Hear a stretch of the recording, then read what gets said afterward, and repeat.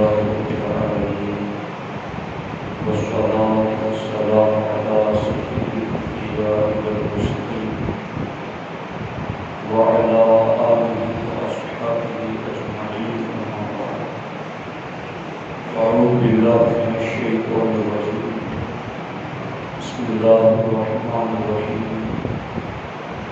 سبحان الذي أسرى بعبده ليلا من المسجد الحرام إلى المسجد الأقصى صدق الله العلي العظيم وصدق رسوله النبي الكريم. انتہائی احترام عقیدت کے ساتھ حضور سید المرسلین خاتم الانبیاء شفیع المذنبین رحمۃ للعالمین صلی اللہ تعالی علیہ وآلہ وَأَصْحَابِهِ وَبَارَكَ وَسَلَّمَ بارگاہ میں اپنی غلامی کا ثبوت دے اور جس طریقے سے میں پڑھا ہوں میرے ساتھ مل کر باادب بآواز بلند حضرات محبت پیش کریں. الصلاۃ والسلام علیک یا رسول اللہ، الصلاۃ والسلام علیک یا حبیب اللہ، الصلاۃ والسلام علیک یا نبی اللہ،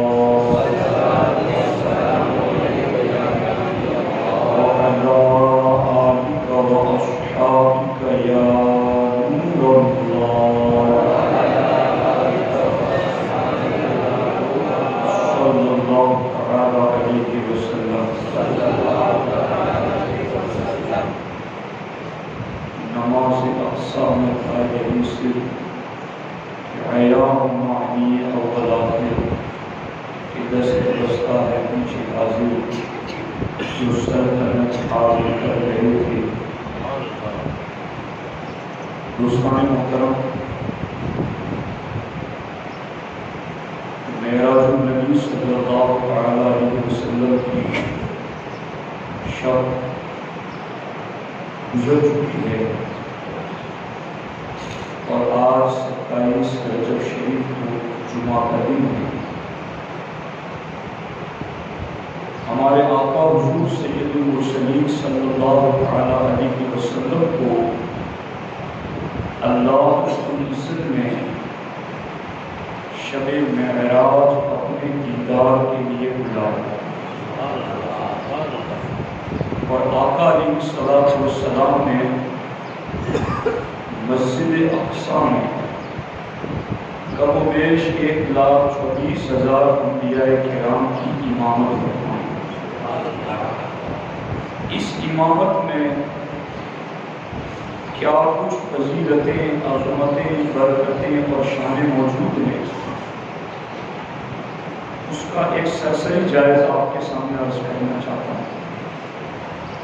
سیدنا ابو مسعود انصاری بدری صحابی رضی اللہ تعالیٰ عنہ سے روایت ہے کہ اللہ کے رسول علیہ السلام نے ارشاد فرمایا اذا اجتمع ثلاثۃ، کہ اے میری امت، جب تم میں کے 3 بندے اکٹھے ہو جائیں، جب تم میں کے 3 لوگ کسی جگہ جمع ہو جائیں، وحضرت الصلاۃ، اور نماز کا وقت ہو جائے، فَلْيَؤُمَّهُمْ أَحَدُهُمْ،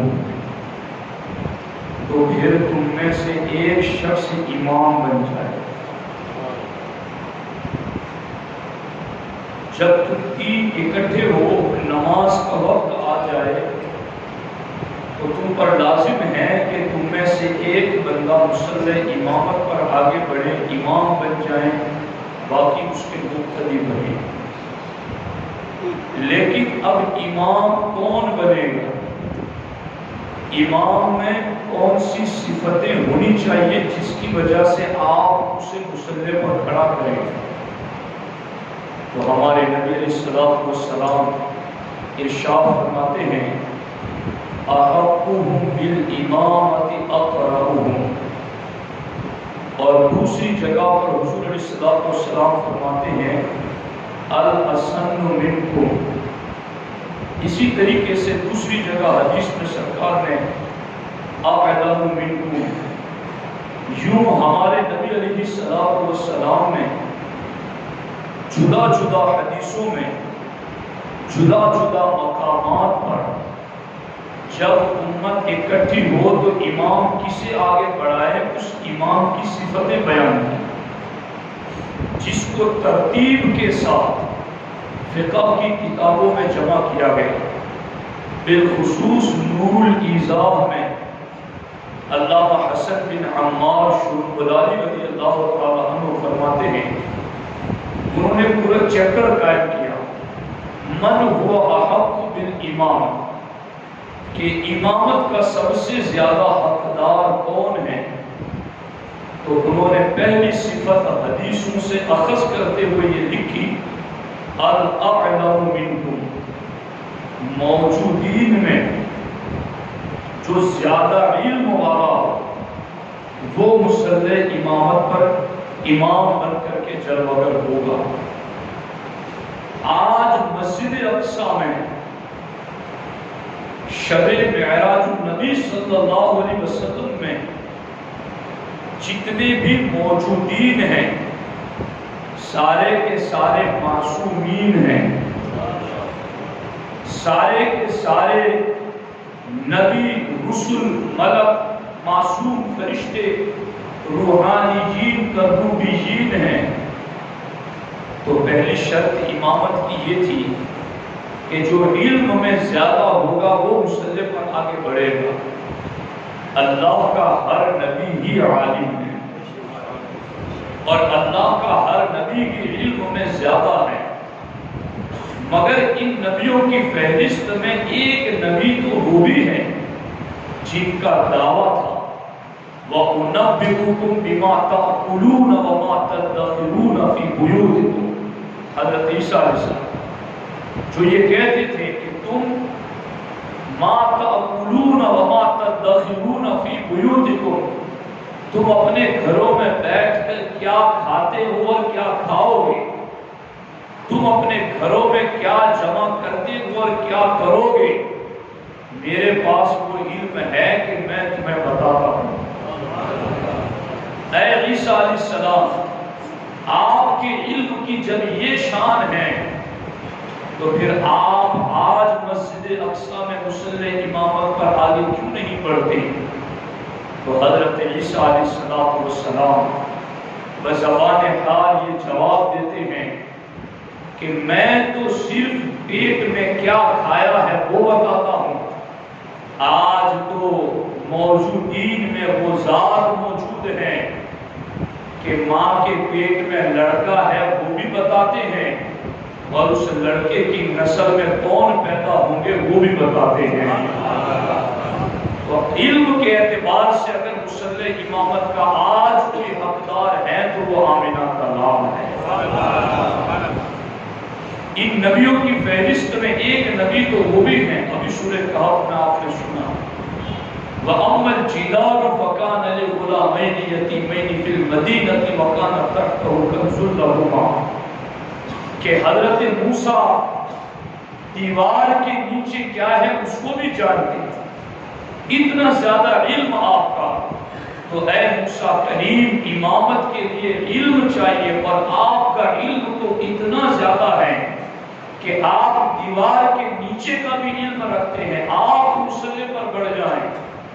حضرت موسیٰ کلیم یہ جواب دیتے ہوئے نظر آتے ہیں میں دیوار کے نیچے دیکھتا ہوں، آج تو موجودین میں وہ ذات موجود ہے جو آج سے لے کر قیامت تک کا یوں دیکھتے ہیں جیسے بندہ اپنے ہاتھ کی ہتھیلی کو دیکھتا. تو علم کے اعتبار سے بھی اگر کوئی مصلی امامت کا حقدار ہے تو مصطفیٰ کریم کی ذات ہے. امامت کے لیے اگر علم میں ایک جیسے ہو تو پھر آگے دیکھا جائے گا ثم الاسن منکم، کہ چلو علم میں ایک جیسے ہیں تو اب عمر میں کون زیادہ ہے. تو جتنے بھی مسجد اقصی میں موجود تھے ان میں سب سے بڑی عمر والے حضرت آدم علیہ السلام ہی تو تھے، جنہیں ابو البشر کہا جاتا ہے۔ اے آدم علیہ السلام، آج آپ مصلی پر آگے کیوں نہیں بڑھتے؟ کیونکہ عمر میں جو زیادہ ہو وہ مصلی کا بعد میں حقدار ہے۔ آپ کی عمر زیادہ ہے، آپ مصلی پر آئیں۔ تو حضرت آدم علیہ السلام یہ جواب دیتے ہوئے نظر آتے ہیں، تم یہ جانتے ہو کہ عمر میں زیادہ ہوں۔ آج تو موجودین میں مسجد اقصی میں وہ ذات موجود ہیں جن کا دعویٰ ہے کنت نبی و آدم بین الماء والطین، کہ میں اس وقت نبی تھا جب ابھی آدم کے لیے مٹی گوندی جا رہی تھی۔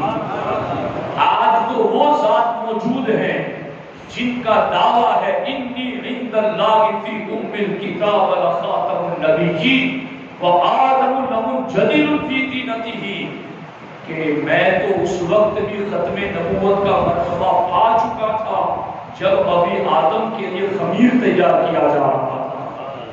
لوگوں تم یہ سمجھتے ہو کہ عمر میں زیادہ ہوں، حالانکہ میرے جسم میں روح آئی اور میں نے آنکھ کھولی تو عرش کے ستونوں پر مصطفیٰ کا نام لکھا ہوا تھا، میری توبہ بھی ان کے نام سے قبول ہوئی۔ تو عمر کے اعتبار سے بھی اگر کوئی مصلی امامت کا حقدار ہے تو وہ تنہا ذات مصطفیٰ۔ اگر عمر میں بھی برابر ہو تو پھر آگے دیکھا جائے گا ثم الاقرع والاقسم صوتا، کس کی آواز میں نغمگی ہے، کس کی آواز میں حسن ہے، کس کی آواز میں چاشنی مٹھاس اور حلاوت ہے۔ تو یہاں تو جتنے بھی نبی موجود ہیں، ما ارسل اللہ تعالی رسلا الا حسن الوجه وحسن الصوت، سرکار فرماتے اللہ کا ہر نبی ہی خوبصورت ہے، اللہ کا ہر نبی کی اچھی آواز والا ہے، مگر ان موجودین میں ایک تو وہ ہے کہ جو پڑھتے تھے زبور تو دریا کا پانی بھی ٹھہر جاتا تھا، جو پڑھتے تھے زبور تو پرندے بھی ٹھہر جاتے تھے، زبور کی تلاوت کرتے تو درخت بھی جھومنا شروع کرتے تھے، جو زبور کی تلاوت کرتے تو ایک ایک محفل میں کئی لوگ جاں بحق ہو جاتے۔ اے داؤد علیہ السلام، آپ کی آواز تو ضرب المثل ہے، آپ کی لہن تو بڑی مشہور ہے، آج بھی کوئی اچھی آواز سے پڑھے تو لوگ کہتے ہیں اسے لہن داؤدی کا فیض ملا ہے۔ اے داؤد علیہ السلام، آج مسجد اقصی میں صفیں لگ گئی ہیں، آپ آگے کیوں نہیں بڑھتے؟ تو داؤد علیہ السلام جواب دیتے ہیں ہاں، میری تلاوت پر سمندر کا پانی ٹھہر جاتا ہے، میری تلاوت پر درخت وجد میں آ جاتے ہیں، میری تلاوت پر پرندے ٹھہر جاتے ہیں اور لوگ جاں بحق ہو جاتے ہیں، لیکن میں زبور پڑھتا ہوں تو صرف میں پڑھتا ہوں۔ آج تو محفل میں وہ ذات موجود ہیں جن کے ہونٹ کھلتے ہیں تو زبان پر رب کائنات بولتا ہے۔ تو آج اگر حسن صوت کے اعتبار سے بھی اگر کوئی مصلی امامت کا حقدار ہے تو مصطفیٰ کی ذات ہے۔ اسی طریقے سے آپ جتنی بھی صفتیں ہیں ان ساری صفتوں کو دیکھ لیں تو امامت کی ساری صفتوں میں اللہ رب العزت نے اپنے حبیب علیہ السلام کو منفرد، یکتا اور یگانہ شان عطا کی ہے۔ اسی لیے جب صفیں لگ گئی، نماز کے لیے مصلی پر آگے بڑھنے کی باری آئی تو ہر کوئی ایک دوسرے کی طرف متوجہ کہ کون آگے بڑھے گا، مگر جبریل علیہ السلام بارگاہ رسالت میں حاضر آئے اور عرض کرتے ہیں حضور، آج نبیوں کی امامت کی شان اللہ نے آپ کو عطا فرمائی ہے۔ سرکار اعلیٰ حضرت نے اسی لیے کہا تھا نماز اقصی میں تھا یہی سر مانا راز، نماز اقصی میں تھا یہی سر، کیا راز تھا کہ عیاض و معنی اول آخر، کہ اول آخر کا جو معنی ہے وہ ظاہر کر دیا جائے آج کہ اول کون ہے اور آخر کون ہے۔ یہ مصطفیٰ کی ذات یہی اول ہے اور یہی آخر ہے، دنیا میں آنے میں یہ آخر میں ہے، اور پیدائش اور مقام اور مرتبے میں اول ہے۔ اعلیٰ حضرت فرماتے ہیں اول آخر کا معنی رب نے ظاہر کرنا چاہا تو اپنے محبوب کو مسجد اقصیٰ کی مصلی پر کھڑا کر دیا۔ اور یہاں اس چیز کو بھی میں عرض کروں آپ کی خدمت میں کہ یہ اللہ رب العزت کی عادت کریمہ اور رب ذوالجلال کا یہ اس کی جاری کردہ سنت کہ رب نے 1,24,000 کم و بیش نبیوں میں اپنے محبوب کو سب سے افضل ڈکلیئر کرنا چاہا، سب سے افضل ظاہر کرنا چاہا، تو رب نے نبیوں کی موجودگی میں مصلی امامت پر اپنے محبوب کو کھڑا کر دیا۔ جس طریقے کے ذریعے سے رب نے اپنے محبوب کو افضل المرسلین ظاہر کیا، بالکل بعینی اسی طریقے پر ہمارے نبی علیہ السلام نے سارے صحابہ اور اہل بیت میں سب سے افضل ذات کو ڈکلیئر کرنا چاہا تو سرکار نے ابو بکر صدیق کو اپنے مصلی پر کھڑا کر دیا، اور اس مصلی کے ذریعہ ہی مولا علی نے لوگوں کو دلیلیں بھی دی۔ جب مولا علی رضی اللہ تعالیٰ عنہ سے لوگوں نے کہا کہ آپ پہلے خلیفہ تھے، لوگوں نے ابو بکر عمر کو کیسے بنا دیا، تو حضرت مولا علی کہتے لوگوں آج تم یہ باتیں کرتے ہو، جب میں حضور کے پاس تھا تب تم نہیں تھے، نہ تو میں غیر حاضر تھا نہ میں بیمار تھا، اور حضور بھی اچانک انتقال نہیں کیے، کئی دنوں تک مرض الوصال میں رہے، میں اور عباس رضی اللہ تعالیٰ عنہ ساتھ بیٹھے ہوتے، نماز کے لیے بلال آ کر کہتے حضور اذان دے دیے نماز پڑھانی ہے، تو سرکار مجھے کو کہتے کہ ابو بکر کو کہو کہ مصلی پر نماز پڑھائیں۔ تو مولا علی رضی اللہ تعالیٰ عنہ فرماتے ہیں نبی نے جنہیں ہمارے دین کا امام بنا دیا، ہم نے انہیں اپنی دنیا کا امام مان لیا۔ یہ ہے افضل المرسلین کی جو دلیل، وہی افضل الصحابہ کی دلیل، کہ اسی لیول پر اسی انداز سے جس انداز سے رب نے اپنے محبوب کو افضل المرسلین ظاہر کیا، ہمارے محبوب علیہ السلام نے اسی طریقے سے ابو بکر صدیق کو افضل الصحابہ ظاہر کیا۔ اور یہ بھی تو بات سمجھو کہ ساری فضیلتیں ہی تو نماز سے وابستہ ہے، وہاں بھی فضیلت ڈکلیئر ہو رہی ہے نماز کے ذریعہ، اور یہاں صحابہ میں بھی فضیلت ڈکلیئر ہو رہی ہے نماز کے ذریعہ۔ تو آج بھی اگر کسی کو فضیلت چاہیے تو وہ نماز ہی کے ذریعہ ملے گی، نماز چھوڑ کر کے اگر کوئی فضل و شرف چاہے تو اسے نہیں ملے گا۔ تو اب دیکھو نماز اقصیٰ میں تھا یہی صرف کہ عیاہم معنی اول آخر، کہ دست بستہ ہے پیچھے حاضر جو سلطنت آگے کر گئے تھے۔ اب یہ ایک اسرا سفر معراج ہے، ایک سفر ہے، اور اس ایک سفر کو رب نے قرآن کی آیت میں بیان کیا سبحان الذی اسریٰ والی۔ تو سفر معراج کو جس آیت میں بیان کیا اس کے آدھے حصے میں اللہ نے دو مرتبہ مسجد کا ذکر فرمایا، من المسجد الحرام، مسجد حرام سے سفر شروع ہوا، الی المسجد الاقصیٰ، پہلی منزل مسجد اقصیٰ ہے، اور پھر وہاں سے آگے چلے سواری ہو کی جبریل نے، حضور یہ عیسیٰ علیہ السلام کی ولادت کی جگہ ہے، نسائی شریف میں سرکار وہاں اترے اور سرکار نے 2 رکعت نفل نماز ادا کی۔ تو نبی کی ولادت گاہ، نبی جس جگہ پیدا ہو وہ جگہ معمولی نہیں ہوتی، وہ جگہ اتنی بابرکت اور شان والی ہوتی ہے کہ نبیوں کے امام سفر معراج میں بھی وہاں رک کر کے نماز ادا کرتے ہیں۔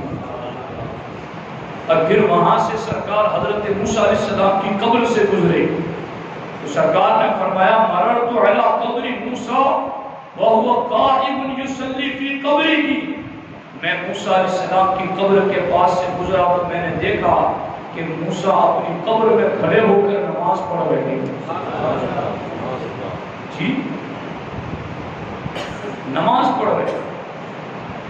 اگر کوئی بندہ یہ کہے کہ میں سویا ہوا ہوں اور مجھے جگانا مت نماز کے وقت، میری روح نماز پڑھ لیتی ہے.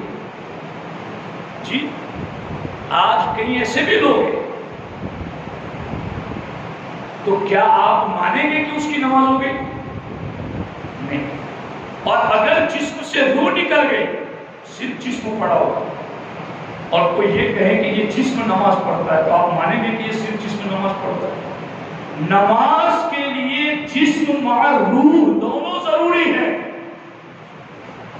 نماز کے لیے جسم مع روح دونوں ضروری ہے. اور سرکار نے فرمایا الانبیاء احیاء فی قبورہم وہم یصلون، اللہ کے سارے نبی قبروں میں زندہ ہے اور نماز پڑھتے ہیں. سرکار نے حضرت موسیٰ کو بھی دیکھا علیہ السلام کہ نماز پڑھ رہے. اس سے پتا چلا کہ نبی قبروں میں یوں زندہ نہیں کہ جسم میں روح نہیں بس لیتے ہوئے، نہیں، انبیاء قبروں میں یوں زندہ ہے جیسے زمین کے اوپر زندہ ہے. ان کی حیات میں کوئی فرق نہیں ہے. تو زندہ ہے واللہ، تو زندہ ہے واللہ، میری چشم عالم سے چھپ جانے والا. انبیاء کو بھی اجل آنی ہے، مگر ایسی کہ فقط آنی ہے، پھر اس آن کے بعد ان کی حیات مثل سابق وہی جسمانی ہے. حضرت موسیٰ کو بھی نماز پڑھتے دیکھا، پھر مسجد اقصیٰ میں نماز پڑھائے. یہ بھی تو کمال ہے نا کہ نماز لینے جا رہے ہیں اور نماز پڑھا کے جا رہے ہیں. اعلیٰ حضرت نے لکھا کہ سرکار دو عالم صلی اللہ علیہ وسلم نماز فرض ہونے سے پہلے بھی نماز پڑھتے تھے. اب پھر وہاں سے سرکار آسمانوں پر گئے، رب کا دیدار کیا. داتا گنج بخش اجمیری فرماتے ہیں کہ رب کا دیدار کیا تو سرکار نے کہا میرے رب اب میں واپس نہیں جانا چاہتا. اللہ نے فرمایا حبیب جانے کا ارادہ کیوں چھوڑ دیا ہے؟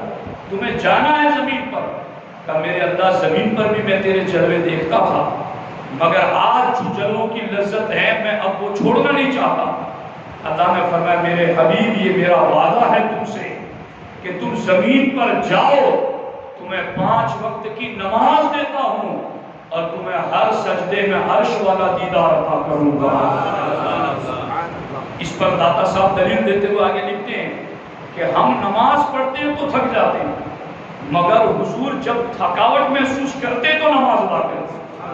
سرکار حضرت بلال سے کہتے اریحنا یا بلال، بلال سفر کرتے کرتے تھک گئے ہیں، ذرا اذان تو نماز پڑھ کر کے راحت حاصل کر لیں.